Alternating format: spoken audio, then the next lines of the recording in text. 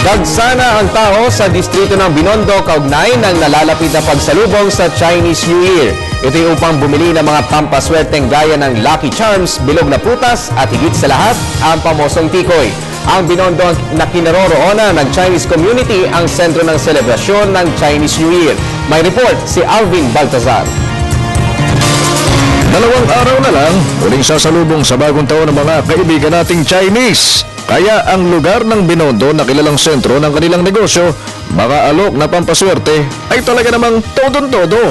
Di mawawala siyempre ang Lucky Charm and of course, ang all-time favorite ng mga Chinoy, maging ng mga Pinoy, ito ang tikoy.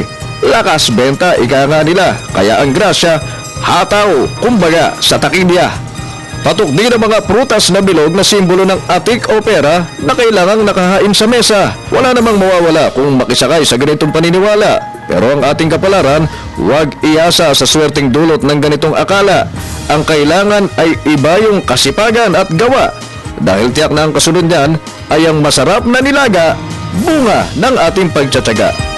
Para sa telebisyon, Alvin Baltazar.